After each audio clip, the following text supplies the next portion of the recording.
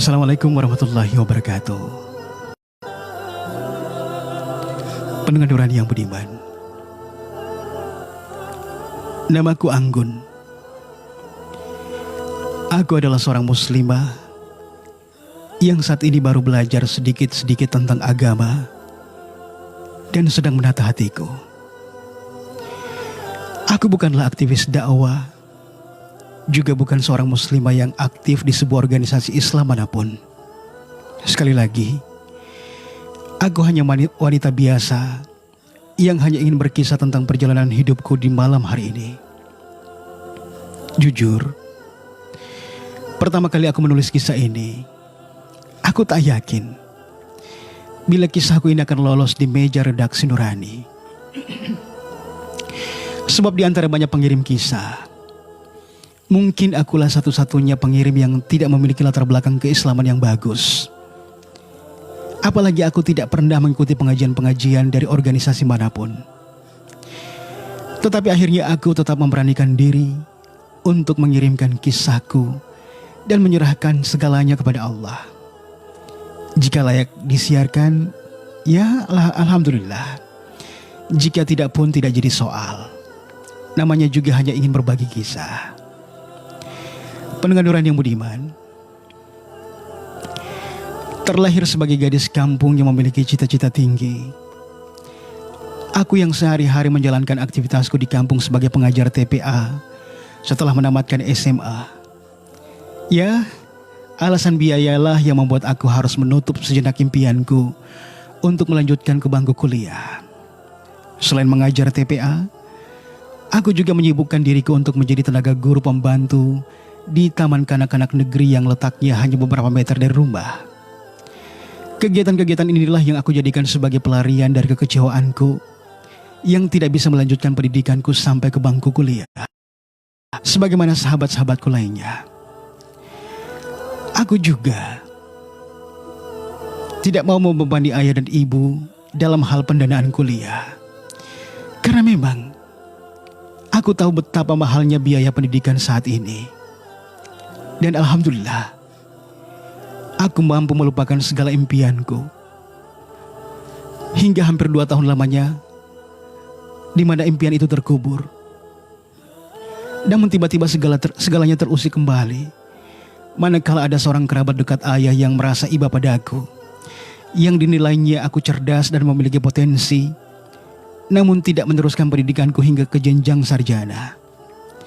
Alhamdulillah, dengan bantuan beliau yang menyemangati orang tuaku, akhirnya ibu dan ayah membolehkan aku kuliah dan melanjutkan pendidikan. Dengan izin Allah, aku bisa mendaftarkan diri kepada sebuah perguruan tinggi negeri di daerahku.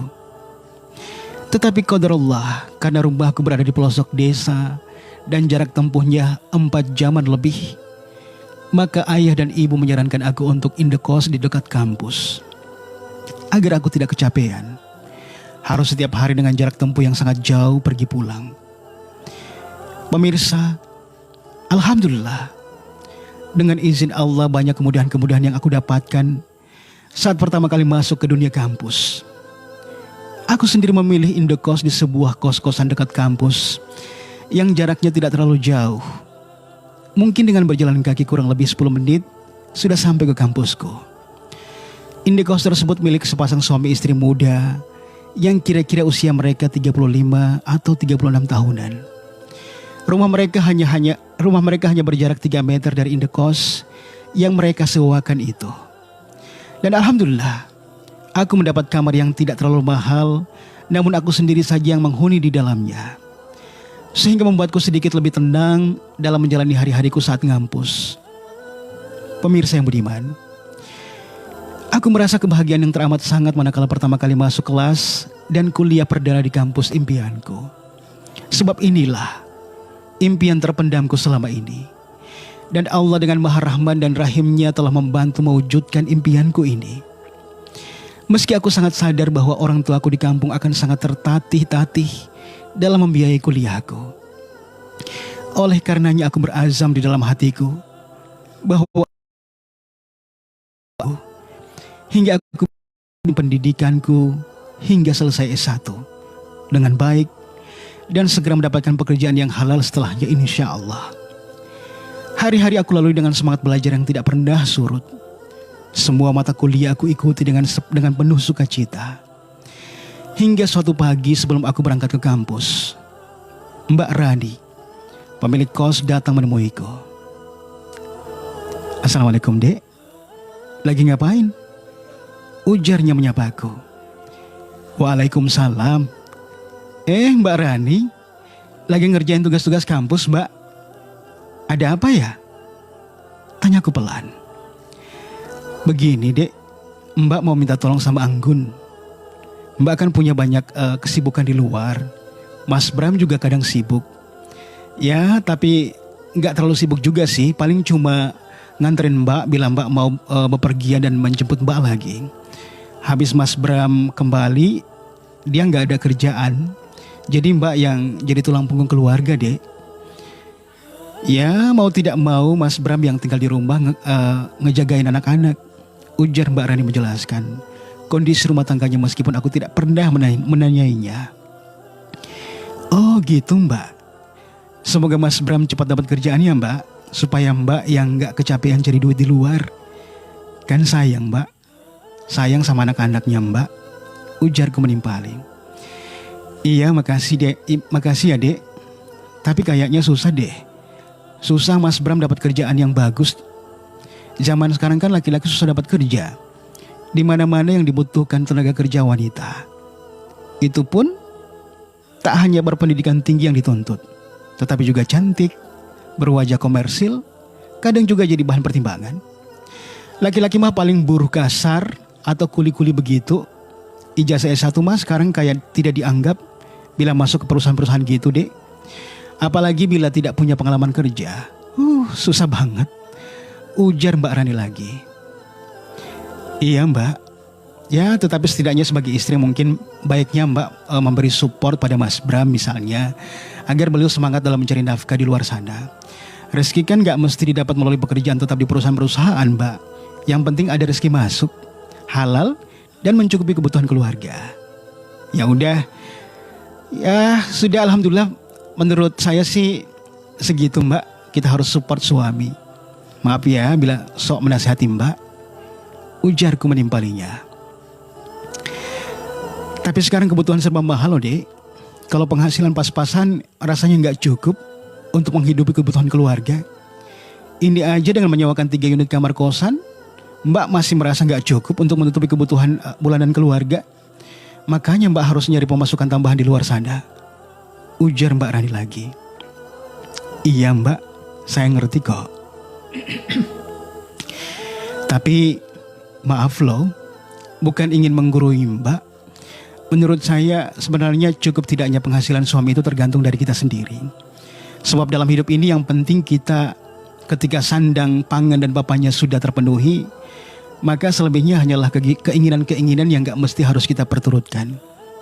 Bagi saya pribadi, Mbak, bila kelak saya sudah berkeluarga nanti, manakala suami sudah menyiapkan rumah untuk saya walaupun sederhana, sudah memberi pakaian-pakaian yang dapat menutupi aurat saya dan melindungi saya dari panas dan dingin, serta mencukupi makanan yang halal bagi saya dan anak-anak saya, maka itu sudah lebih dari cukup buat saya, Mbak. Sebagai seorang istri, kita memang harus pandai-pandai menjadi manajer keuangan yang baik buat suami. Apalagi bila kita sudah tahu berapa penghasilan setiap bulannya suami kita. Jangan sampai kita menjebak suami kita dengan pekerjaan-pekerjaan yang jauh dari kata halal, hanya untuk memenuhi keinginan kita. Sekali lagi, saya minta maaf banget, Mbak ya. Semoga Mbak gak tersinggung.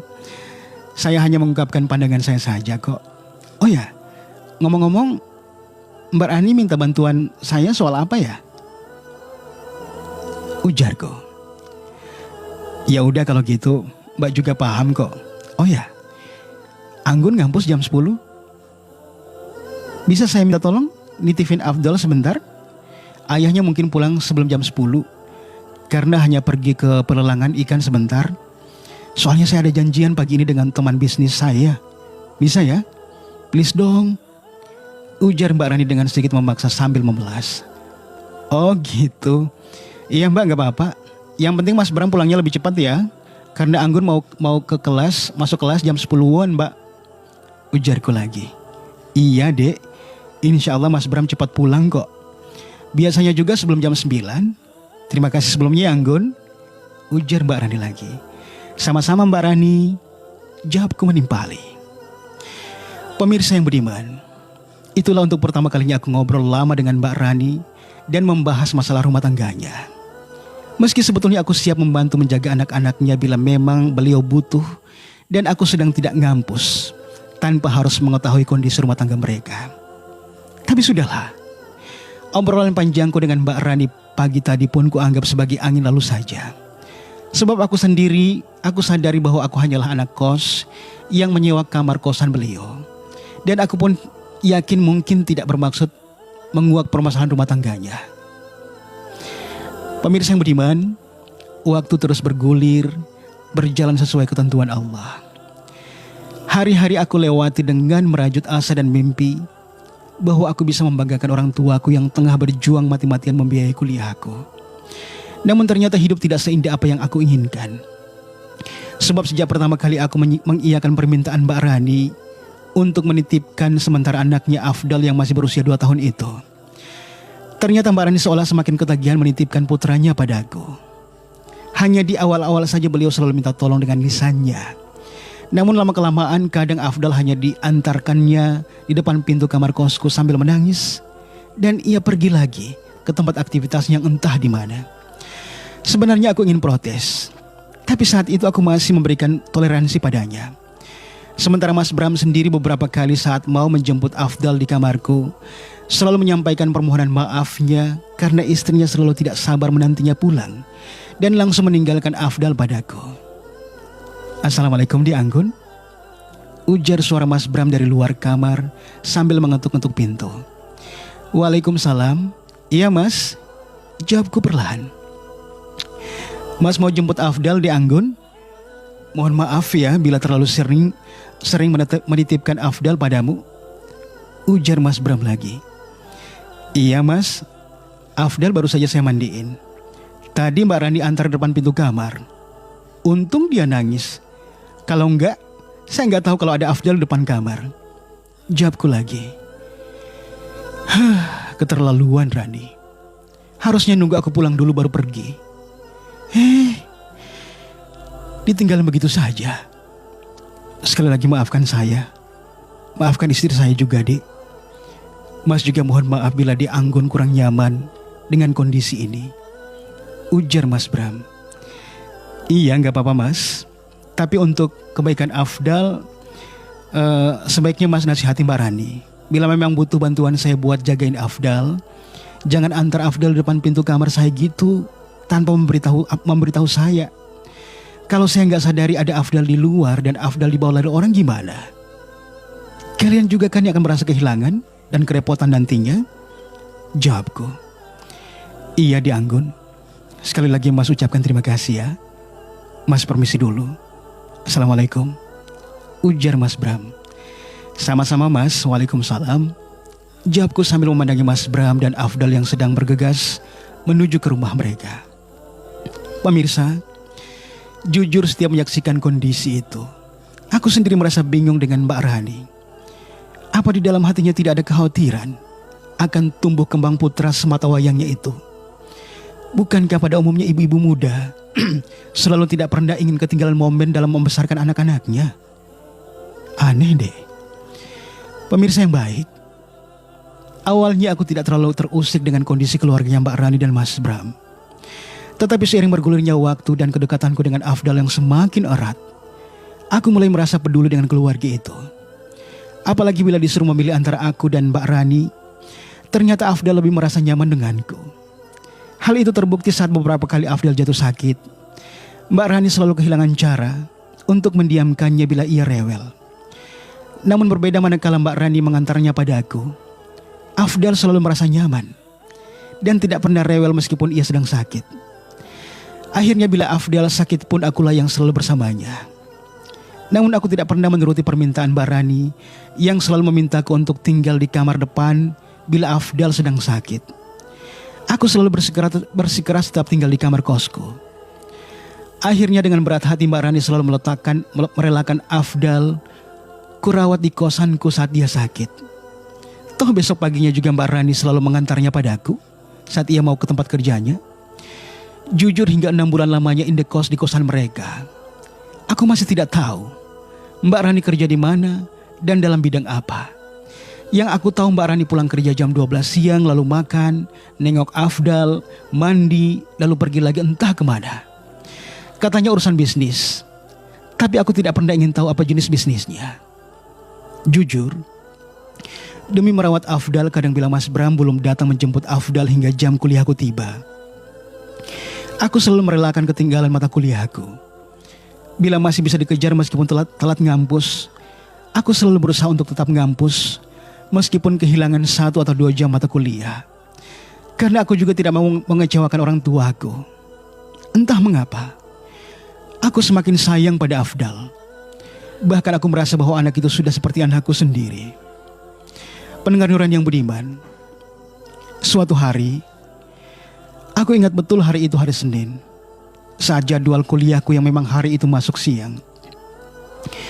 Siang itu aku mulai gelisah, karena Afdal belum dijemput oleh ayahnya ataupun ibunya. Sementara sebentar lagi jam masuk kelas sudah dekat. Karena merasa gelisah, orang tua Afdal tidak kunjung datang menjemputnya. Maka aku berinisiatif mengantarkan Afdal ke rumah orang tuanya yang jaraknya tidak jauh dari kosku. Namun alangkah kagetnya aku saat mendengar dari arah dalam rumah, ternyata Mas Bram dan Mbak Rani sedang bertengkar hebat. Dan ternyata materi pertengkaran mereka adalah seputar aktivitas Mbak Rani yang menyita waktunya, sehingga tidak punya waktu buat Mas Bram dan Afdal. Sebenarnya aku tidak ingin tahu apa yang sedang mereka pertengkarkan. Tetapi karena aku sudah terlanjur berada di situ dan ingin menyerahkan Afdal pada mereka, makanya aku tetap bertahan beberapa menit di depan pintu tersebut yang memang tidak terkunci dari dalam. Rani, Mas mohon padamu, Dek. Tidak bisakah kau kurangi aktivitasmu di luar? Kalau kau tidak kasihan padaku, paling tidak kasihan pada Afdal. Dia itu masih butuh kasih sayangmu, Dek. Ujar Mas Bram memelas. Gak bisa gitu dong, Mas. Aku ini keluar bukan keluaran tak jelas, tapi kerja, Mas. Kerja buat memenuhi kebutuhan kita. Mas kan tidak pernah memberikan aku uang belanja. Jadi aku harus banting tulang sendiri untuk cari uang di luar sana. Mas harus ngerti dengan kondisi aku dong. Jawab Mbak Rani ketus. Astagfirullah, Dek. Sejak kapan Mas gak pernah ngasih uang belanja padamu? Meskipun tidak banyak, tapi semua penghasilan Mas setiap bulannya selalu Mas kasih ke kamu, Dek. Apa karena kecilnya penghasilan Mas, makanya kau tidak pernah menganggapnya? Ujar Mas Bram. Iya, Mas Bram kan tahu. Saat ini apa-apa serba mahal, Mas. Kebutuhan rumah mahal, pakaian mahal, bayar listrik dan air saja tidak cukup hanya dengan mengandalkan gajimu, Mas. Jadi Mas harus introspeksi diri. Jangan suka nuntut apa-apa dari aku. Untung aku ini masih sabar dan masih bisa bertahan denganmu, Mas. Kalau tidak, aku udah ninggalin Mas sejak dari dulu. Ujar Mbak Rani ketus. Astagfirullah, Dek. Jadi penghasilanku yang hampir 3 jutaan per bulannya ini masih kau bilang tidak cukup, Dek? Ya Robbi, meskipun mungkin penghasilanmu lebih besar dari Mas, tetapi setidaknya kau menghargainya, Dek. Mas sudah berusaha semaksimal mungkin untuk menjadi suami yang terbaik bagimu, Rani. Bisakah kau menghargai Mas sebagai seorang suami? Ujar Mas Bram lagi. Aku menghargai Mas, tapi aku tidak suka dibatasi ruang gerakku, Mas. Aku gak suka Mas melarang-larang aku untuk kerja di luar. Emang Mas bisa beliin aku baju dari butik yang selama ini aku pakai?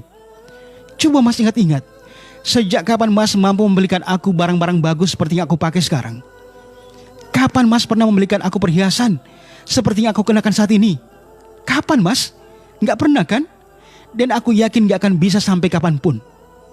Ujar Mbak Rani semakin ketus. Dek, memang Mas tidak mampu membelikan kamu barang-barang mewah seperti yang kamu kenakan sekarang. Tapi bukankah selama ini Mas selalu menafkahi kalian secara layak dan tidak pernah kurang apapun? Mas cuma ingin agar kau memperhatikan anak kita, Afdal. Kasihan dia. Apa kau tidak malu anakmu dirawat sama orang lain? Kasihan Anggun, Dek. Setiap hari kau titipi Afdal. Afdal itu anakmu, Dek, bukan anaknya Anggun. Coba kau hitung berapa jam kau bersama Afdal. Kau pergi pagi-pagi sekali saat Afdal masih ingin bercanda dan bermanja denganmu. Lalu kau pulang sore saat ia sudah kecapean bermain dan ketiduran. Apa kau tidak kasihan dengannya, Dek? Anggun itu hanya ngekos di sini. Dia itu bukan keluarga kita. Apa kau tidak merasa malu? Ujar Mas Bram menasihati istrinya. Aku nggak akan pernah lupa akan tanggung jawabku pada Afdal, Mas. Coba Mas lihat. Pakaiannya Afdal bagus-bagus semua aku belikan. Snack, susunya pun aku belikan yang terbaik. Aku juga melihat selama ini Anggun senang dengan Afdal kok. Buktinya dia tidak pernah ngeluh. Malah Afdal senang juga dengan Anggun. Nanti aku akan bilang sama Anggun bahwa selama ini dia menjaga Afdal dengan baik, maka aku akan membebaskan dari iuran kosan selama ini. Kan beres semuanya. Mas gak usah membesar-besarkan masalah ini. Cukup sampai di sini. Ujar Mbak Rani dengan tidak ada perasaan bersalah sama sekali terhadap anak dan suaminya. Pemirsa, jujur melihat Mas Bram yang begitu sabarnya menghadapi Mbak Rani, aku tidak tega dibuatnya. Akhirnya siang itu aku memilih pulang ke kamar kosan dan membawa Afdal kembali bersamaku. Hingga Mas Bram datang menjemputnya. Pendengaran yang baik.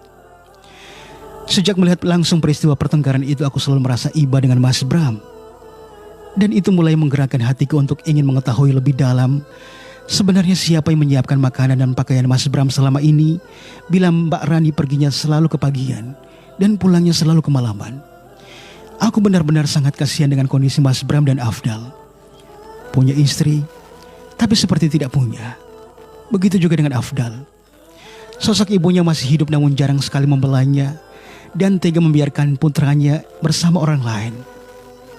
Pemirsa, suatu hari saat aku mengantar Afdal ke rumah mereka, karena aku ingin mencuci pakaianku, aku tidak sengaja mendapati Mas Bram sedang sibuk memasak di dapur seorang diri. Melihatnya air mataku menetes. Ya Allah, alangkah malangnya suami sebaik Mas Bram ini. Ia harus memasak sendiri, padahal masih memiliki istri. Semoga saja aku tidak melakukan ini pada suamiku kelak. Ujarku dalam hati. Assalamualaikum, Mas. Lagi sibuk rupanya. Maaf, tadi saya sengaja kesini mau nganterin Afdal dan tidak sengaja melihat Mas sedang sibuk di dapur. Emangnya Mas bisa masak? Tanyaku. Waalaikumsalam. Di Anggun. Sekali lagi maaf ya sudah sering merepotkan Anggun. Ya alhamdulillah sedikit-sedikit Mas bisa masak kok.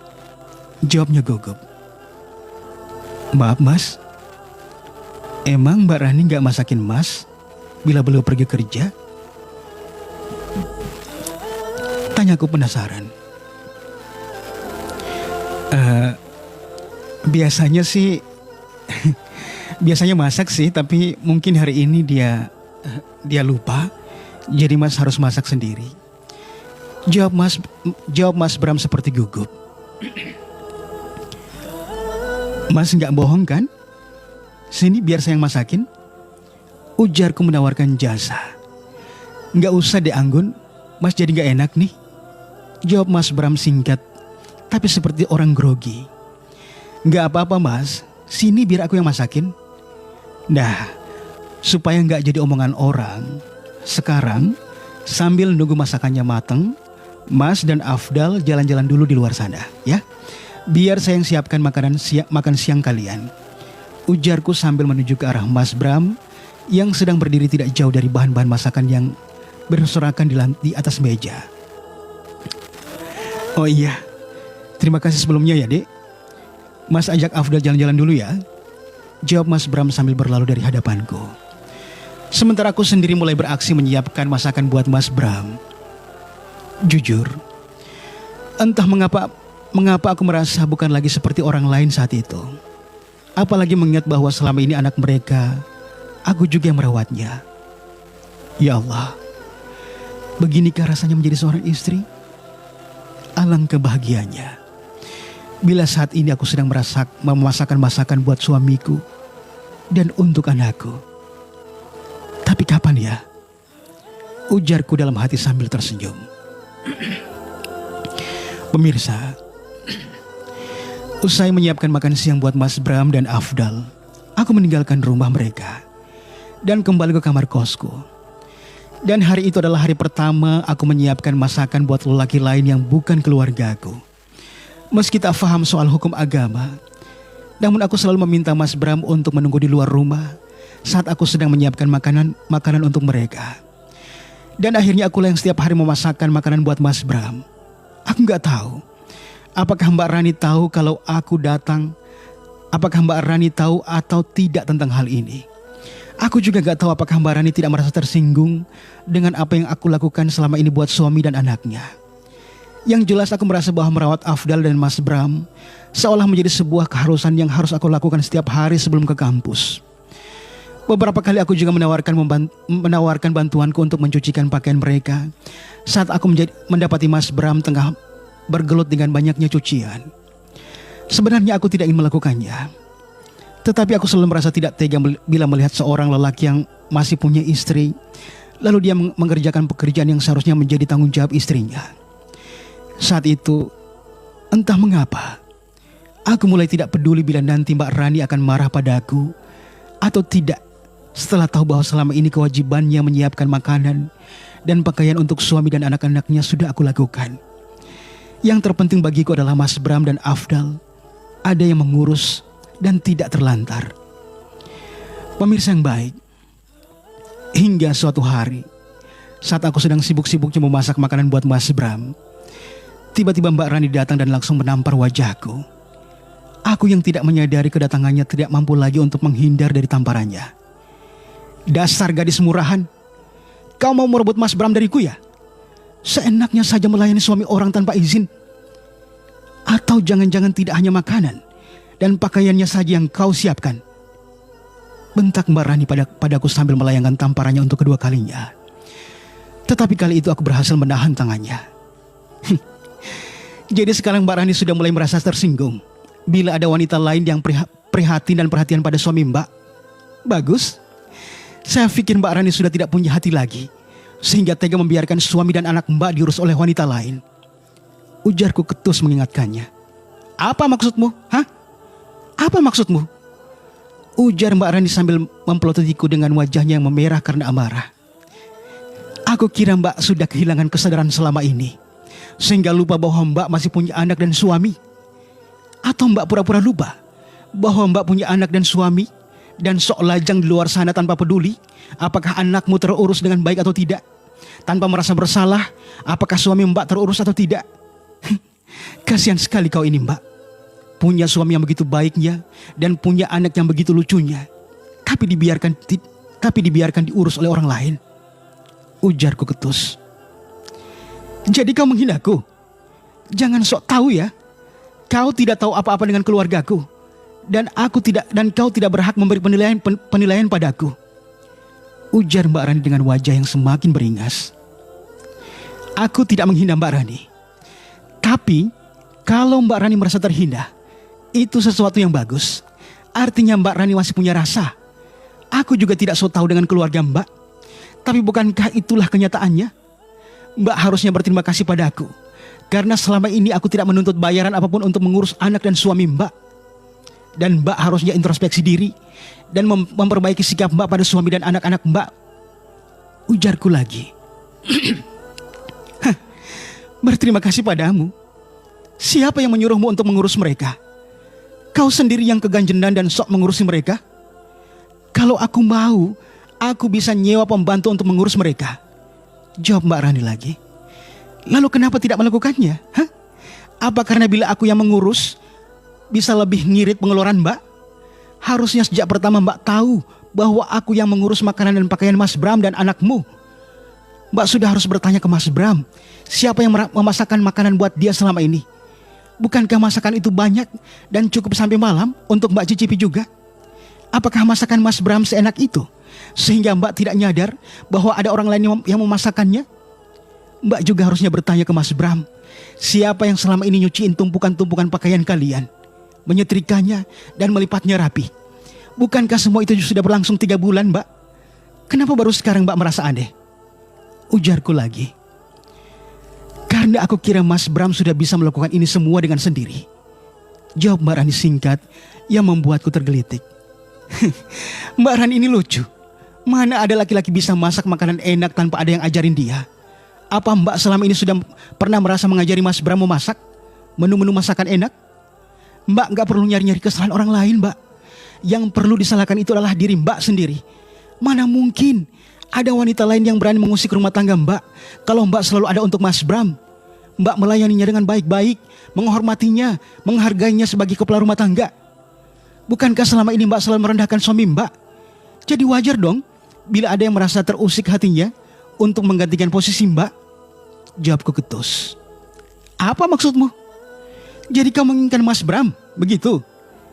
Tanya Mbak Rani dengan wajah memerah dan nafas tak beraturan.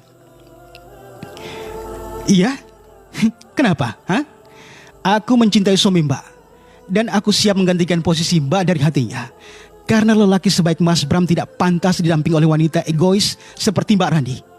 Toh anakmu juga lebih dekat dengan aku daripada ibunya sendiri. Bukan begitu Mbak Rani? Ujarku semakin ketus. Kurang ngajar kau ya. Aku kira kau itu perempuan baik-baik, tetapi ternyata kau itu wanita ganjen, perebut suami orang. Ujar Mbak Rani dengan kemarahan sambil kembali melayangkan tangannya padaku. Bukan perebut Mbak, tapi relawan. Bukankah Mbak tidak butuh suami? Jadi aku rela dong menerima kehadiran Mas Bram untuk menjadi imamku nanti. Dan Mbak silakan menikmati kehidupan Mbak yang glamor itu. Bukankah itu yang selama ini sering Mbak bangga-banggakan di hadapan Mas Bram? Ujarku sambil dengan sigap menangkap tangannya yang ingin menamparku. Dasar kurang ajar kau Anggun. Keluar kau dari rumah ini dan kemasi semua barang-barangmu dari kamar kosku. Aku tidak sudi bila kamar kosku ini dihuni oleh cewek ganjen sepertimu. Ujar Mbak Rani sambil menarik tanganku keluar. Mbak Rani, tanpa diusir pun aku akan keluar dari kosanmu Mbak. Tapi ingat, mulai sekarang Mbak harus mulai beradaptasi menjadi ibu yang baik buat anakmu dan istri yang baik buat Mas Bram. Karena suami dan anakmu sudah terlanjur lengket denganku Mbak. Ingat itu. Ujarku sambil sinis mengejeknya. Pendengaran yang baik. Setelah peristiwa itu, akhirnya aku memutuskan untuk pindah tempat kos yang tidak jauh dari kosannya Mbak Rani. Karena selama ini memang tujuanku ngekos adalah agar bisa lebih dekat dari kampus. Jujur, sebenarnya kejadian pertengkaranku dengan Mbak Rani itu adalah sebuah skenario yang telah disetting oleh Mas Bram. Semula aku sendiri hanya ingin berniat membantu memasakkan makanan buat keluarga mereka. Bukan spesial buat Mas Bram. Aku juga bersedia mencuci dan merapikan pakaian mereka. Karena perasaan tidak tega melihat Mas Bram mencuci tumpukan pakaian mereka. Hanya iba saja. Tidak ada cinta sama sekali di dalam hatiku untuk Mas Bram. Dengan kebaikan beliau selama ini pada aku, sebenarnya aku sudah menganggap Mbak Rani dan Mas Bram adalah kakakku sendiri. Tetapi begitulah, melihat Mbak Rani semakin asyik dengan dunianya dan tak sedikit pun menunjukkan sikap bersalahnya sama sekali setiap ditegur oleh Mas Bram. Maka Mas Bram memintaku agar bila suatu saat Mbak Rani memprotes dan cemburu dengan apa yang selama ini aku lakukan untuk keluarga mereka, maka Mas Bram memintaku untuk mengatakan bahwa aku melakukan semua ini dengan cinta. Karena aku sudah mulai mencintai Mas Bram. Intinya Mas Bram ingin melihat apakah di hatinya Mbak Rani masih ada tersisa cinta untuknya atau tidak.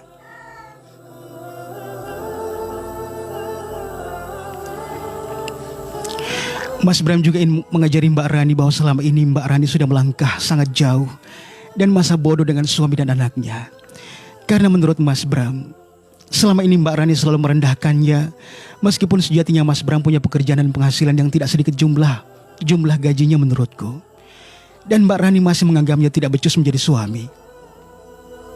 Akhirnya, aku pun bersedia memainkan skenario Mas Bram. Dan alhamdulillah setelah peristiwa itu, Mas Bram melalui SMS mengabariku bahwa Mbak Rani sedikit demi sedikit sudah mulai berubah. Katanya Mbak Rani malah sudah berhenti dari pekerjaannya demi mengurus Afdal yang lucu dan semakin menggemaskan. Di rumah juga Mbak Rani sudah sangat telaten mengurus keperluan suami dan anaknya.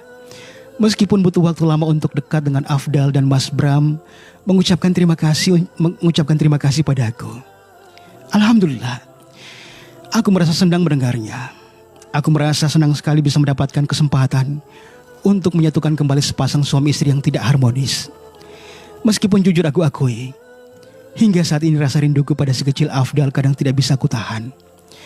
Sebab selama ini banyak sekali waktuku habis bersamanya, mengurusnya seperti anak kandungku sendiri. Dan alhamdulillah dalam memerankan skenario ini aku tidak sampai menggunakan perasaanku pada Mas Bram, sehingga aku terbebas dari rasa cinta.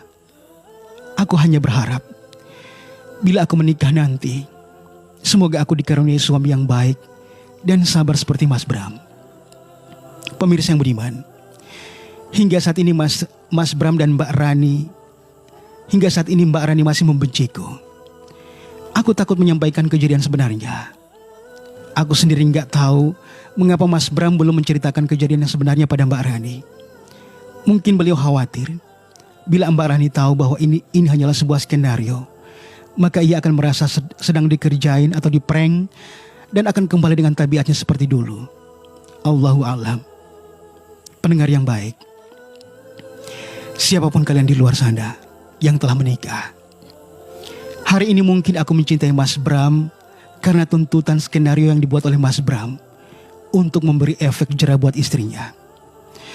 Tetapi mungkin di luar sana ada banyak anggun-anggun lain yang siap menggantikan posisi kalian tanpa harus menggunakan skenario. Maka cintai suami kalian sebelum dicintai oleh wanita lain. Sayangi suami kalian sebelum disayangi oleh wanita lain. Rawatlah suami kalian sebelum dirawat oleh wanita lain.